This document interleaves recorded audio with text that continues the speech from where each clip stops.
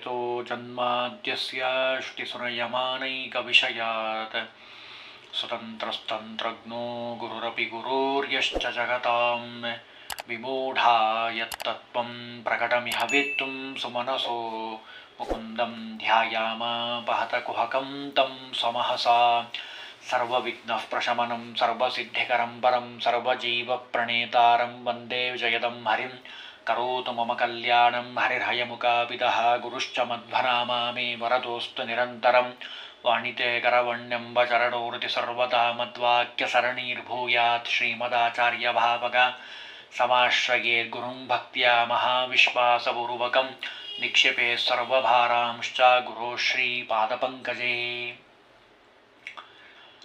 ನಿಮ್ಮ ಪ್ರಶ್ನೆ ನಮ್ಮ ಉತ್ತರ ಅನ್ನೋ ವಿಭಾಗದಲ್ಲಿ ಒಬ್ಬ ಜಿಜ್ಞಾಸುಗಳು ಕೇಳಿರುವಂತಹ ಪ್ರಶ್ನೆ, ನವಗ್ರಹಗಳ ದೋಷ ಅಂತ ಹೇಳ್ತಾರೆ, ಹಾಗಾಗಿ ಆ ನವಗ್ರಹಗಳ ದೋಷಕ್ಕೆ ಪರಿಹಾರವನ್ನು ತಿಳಿಸಿ ಅಂತ ಕೇಳಿದ್ದಾರೆ. ಸುಲಭವಾದ ಪರಿಹಾರ ಅದನ್ನು ತಿಳಿಸಿ.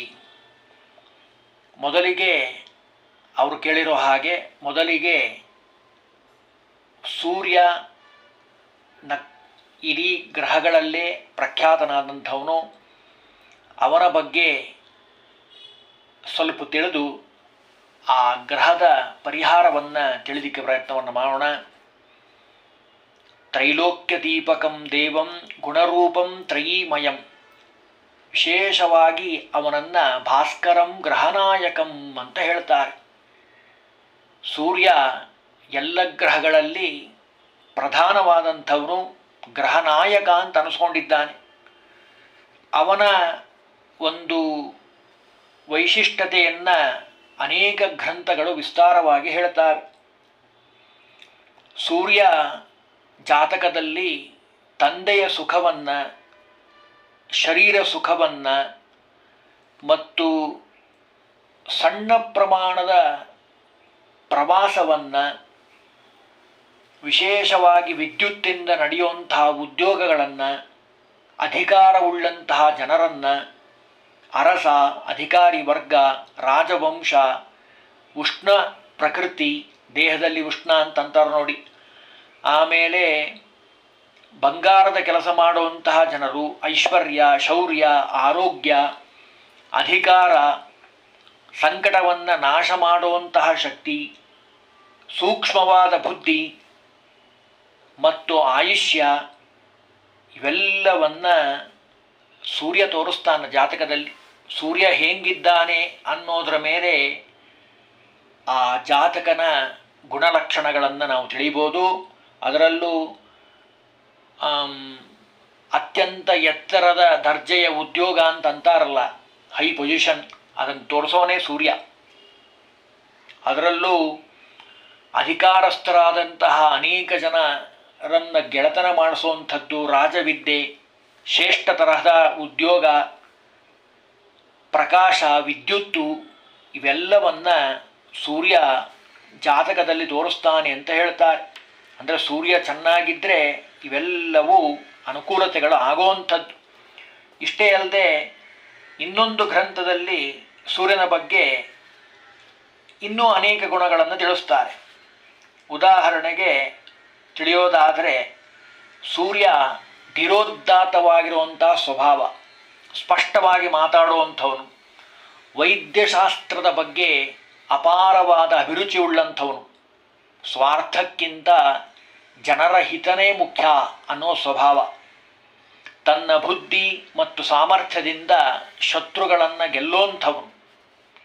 ಇದರ ಜೊತೆಗೆ ನೋಡಲಿಕ್ಕೆ ಕಠೋರ ಅಂತ ಅನಿಸಿದ್ರೂ ಮೃದುವಾದ ಭಾಷಣ, ಹಿತಕರವಾದಂತಹ ಸ್ವಭಾವ, ಕೆಲವು ಸಾರಿ ಬಹಳ ಉತ್ಸಾಹ, ಕೆಲವು ಸಾರಿ ಉದಾಸೀನ ಆಗಿಬಿಡುವಂಥದ್ದು, ಮತ್ತು ಯಾವುದೇ ಯೋಜನೆಯನ್ನು ಅಥವಾ ಪ್ಲ್ಯಾನ್ ಮಾಡೋದು ಅಂತ ಅಂತಾರಲ್ಲ, ಅದನ್ನು ಮಾಡೋದರಲ್ಲಿ ಬಹಳ ನಿಷ್ಣಾತ, ಯಾವುದೇ ವ್ಯವಹಾರ ಮಾಡಲಿ ಸರಳ, ಆಚಾರ ವಿಚಾರ ಯಾವಾಗಲೂ ಶುದ್ಧವಾಗಿರುವಂಥದ್ದು.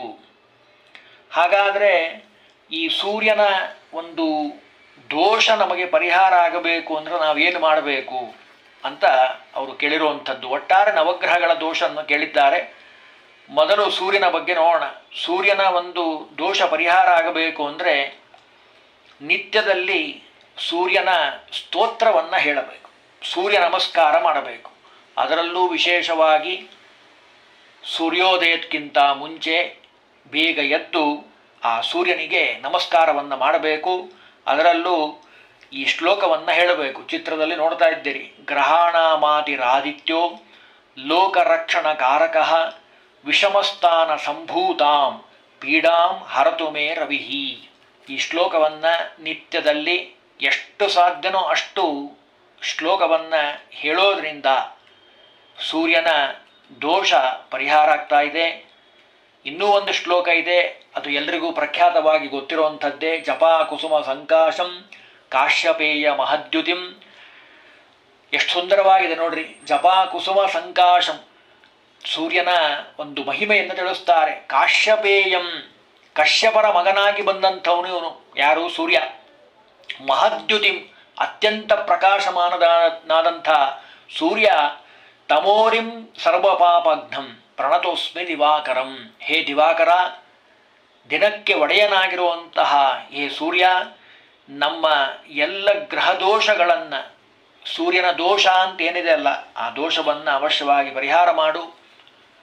ಅದರಲ್ಲೂ ಸೂರ್ಯನಿಗೆ ಸಂಬಂಧಪಟ್ಟಂತಹ ವೇದೋಕ್ತ ಮಂತ್ರಗಳಿಂದ ಹೋಮವನ್ನು ಮಾಡುವಂತಹ ಪದ್ಧತಿನೂ ಶಾಸ್ತ್ರದಲ್ಲಿ ಹೇಳಿದ್ದಾರೆ. ವಿಶೇಷವಾಗಿ ಸೂರ್ಯನ ಅಧಿಪತಿಯಾಗಿರುವಂತಹ ಭಗವಂತನ ರೂಪ ರಾಮಾವತಾರ ಸೂರ್ಯಸ್ಯ ಅಂತ ಹೇಳ್ತಾರೆ. ಸೂರ್ಯವಂಶದಲ್ಲಿ ಆವಿರ್ಭವಿಸಿದಂತಹ ಭಗವಂತನ ರೂಪ ಅದು ರಾಮದೇವರು.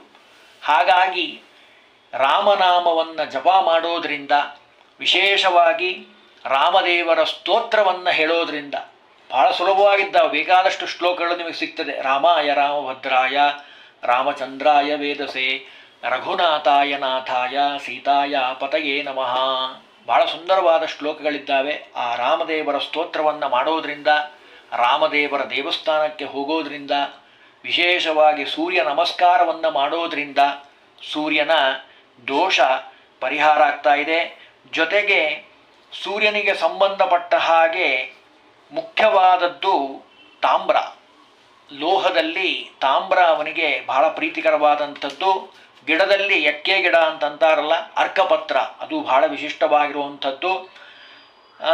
ಅವಕಾಶ ಇದ್ದಾಗ ವಿಶೇಷವಾಗಿ ಆ ಸೂರ್ಯನಿಗೆ ಸಂಬಂಧಪಟ್ಟಿರುವಂತಹ ತಾಮ್ರವನ್ನು, ಜೊತೆಗೆ ಗೋಧಿಯನ್ನು, ಸೂರ್ಯನ ಧಾನ್ಯ ಅಂತ ಅದನ್ನು ಕರೀತಾರೆ, ಗೋಧಿಯನ್ನು ಜ್ಞಾನಿಗಳಿಗೆ ದಾನವನ್ನಾಗಿ ಮಾಡಬೇಕು.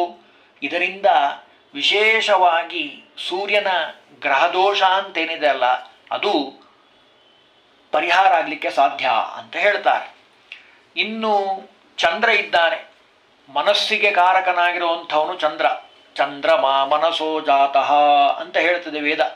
ಹಾಗಾಗಿ ಚಂದ್ರ ಏನಿದ್ದಾನಲ್ಲ, ಅವನ ಕಾರಕತ್ವ, ಅವನ ದೋಷ ಪರಿಹಾರ ಆಗಬೇಕು ಅಂದರೆ ಚಂದ್ರನ ಒಂದು ವೈಶಿಷ್ಟ್ಯತೆ ನೋಡಿ ಎಷ್ಟು ಚೆನ್ನಾಗಿದ್ದಾನೆ ಚಂದ್ರ ಅಂದರೆ. ಚಂದ್ರನ ಬಗ್ಗೆ ಶಾಸ್ತ್ರ ಹೇಳ್ತದೆ, ಚಂದ್ರ ಮಾತೃ ಸುಖವನ್ನು ನೀಡುವಂಥವನು. ತಾಯಿಯ ಸುಖ ಎಷ್ಟು ಸಿಗ್ತದೆ ಜಾತಕನಿಗೆ ಅಂತ ತೋರಿಸೋದೇ ಚಂದ್ರ. ಚಂದ್ರ ಯಾವ ಮನೆಯಲ್ಲಿದ್ದಾನೋ ಆ ಮನೆಯಿಂದ ನಾವು ರಾಶಿಯನ್ನು ತಿಳ್ಕೊಳ್ಬೋದು. ಇವ್ರದ್ದು ಯಾವ ರಾಶಿ ಅಂತ 12 ಬಾಕ್ಸ್ಗಳನ್ನು ಹಾಕಿರ್ತಾರಲ್ಲ ಜಾತಕದಲ್ಲಿ. ಚಂದ್ರ ಎಲ್ಲಿದ್ದಾನೆ ಅಂತ ನೋಡಿಕೊಂಡು ಇವನ ರಾಶಿ ಯಾವುದು ಅಂತ ತಿಳಿಬೋದು. ಯಶಸ್ಸಿನ ಪ್ರಾಪ್ತಿ, ಶರೀರದ ಸೌಂದರ್ಯ ಮತ್ತು ಜ್ಯೋತಿಷ್ಶಾಸ್ತ್ರದ ಬಗ್ಗೆ ಅಭಿರುಚಿ ಉಳ್ಳಂಥದ್ದು, ದೂರ ಪ್ರವಾಸ, ನೀರಿಗೆ ಸಂಬಂಧಪಟ್ಟಿರುವಂಥದ್ದು, ಆಮೇಲೆ ಸ್ಥಳಾಂತರ ಆಗುವಂಥದ್ದು, ಹೆಣ್ಣು ಮಕ್ಕಳಾಗಿರ್ಬೋದು, ಮಂಗಲ ಕಾರ್ಯಗಳಾಗಿರ್ಬೋದು, ಗರ್ಭಧಾರಣೆ ಶಕ್ತಿ ಇದೆಯೋ ಇಲ್ಲೋ ಅನ್ನೋದು ತಿಳಿಯೋದಾಗಿರ್ಬೋದು, ಆಮೇಲೆ ಮನೋವೃತ್ತಿಗಳು ಬೇರೆ ಬೇರೆ ಬೇರೆ ಬೇರೆ ಆಗಿರುವಂತಹ ಮನೋವೃತ್ತಿಗಳನ್ನು ತೋರಿಸುವಂಥವನು, ಜನ್ಮಸ್ಥಳ, ಇವೆಲ್ಲವನ್ನ ಶರೀರದಲ್ಲಿ ತೋರಿಸುವಂಥವನು ಚಂದ್ರನಾಗಿರುವಂಥವನು. ಅಂದರೆ ಚಂದ್ರನ ಒಂದು ಕಾರಕತ್ವ ಇಷ್ಟೆಲ್ಲ ಇದೆ ಅಂತ ಶಾಸ್ತ್ರ ಹೇಳ್ತದೆ. ಇನ್ನು ಕೆಲವು ಕಡೆ ಈ ಚಂದ್ರನ ಬಗ್ಗೆ ಇನ್ನೊಂದೆಷ್ಟು ಮಾತುಗಳನ್ನು ಹೇಳ್ತಾರೆ. ಸಾಮಾನ್ಯವಾಗಿ ಮನಸ್ಸು ಚಂಚಲವಾಗಿರುವಂಥದ್ದು ಚಂದ್ರ. ಅದಕ್ಕೆ ನೋಡಿ ಎಲ್ಲರಿಗೂ ಗೊತ್ತಿರುವಂಥದ್ದೇ, 15 ದಿವಸ ಪೂರ್ಣ ಚಂದ್ರ, ಹುಣ್ಣಿಮೆ ಚಂದ್ರ. ಇನ್ನು 15 ದಿವಸ ಅಮಾವಾಸ್ಯೆಗೆ ಬಂದಾಗ ಚಂದ್ರ ಇರೋದೇ ಇಲ್ಲ. ಆಮೇಲೆ ಯಾವಾಗಲೂ ಐಷಾರಾಮಿ ವಸ್ತುಗಳ ಕಡೆ ಗಮನ ಹರಿಸುವಂಥವನು. ಆಮೇಲೆ ಪೊಳ್ಳುತನದ ಆತ್ಮವಿಶ್ವಾಸ, ನಿಜವಾಗ್ಲೂ ಆತ್ಮವಿಶ್ವಾಸ ಅಲ್ಲ, ಸುಮ್ಮನೆ ಅಂದ್ಕೊಂಡಿರೋದು ನಾ ಮಾಡ್ತೀನಿ ಅಂತ. ಆಮೇಲೆ ಉದ್ಯೋಗದ ಕಡೆ ಅಷ್ಟು ಗಮನ ಹರಿಸೋದಿಲ್ಲ. ಕಲ್ಪನಾ ತರಂಗ, ಯಾವಾಗಲೂ ಮಾನಸಿಕವಾಗಿ ಹಗಲುಗನಸು ಕಾಣೋದು ಅಂತಂತಾರಲ್ಲ, ಚಂದ್ರ ದೋಷ ಇದ್ದರೆ ಹೀಗೆಲ್ಲ ಆಗ್ತದೆ. ಮನಸ್ಸು ಯಾವಾಗಲೂ ಚಂಚಲ ಇರೋದು, ಒಂದು ಕಡೆ ಸರಿಯಾಗಿ ಕೂಡೋದಿಲ್ಲ ಅಂತಾರೆ. ಹಾಗಾದರೆ ಈ ಚಂದ್ರನಿಗೆ ಸಂಬಂಧಪಟ್ಟ ಹಾಗೆ ಬಂದಿರುವಂತಹ ದೋಷವನ್ನು ಪರಿಹಾರ ಮಾಡಿಕೊಳ್ಳಲಿಕ್ಕೆ ನಾವು ನಿತ್ಯದಲ್ಲಿ ಈ ಚಂದ್ರನ ಪ್ರಾರ್ಥನೆಯನ್ನು ಮಾಡಬೇಕು.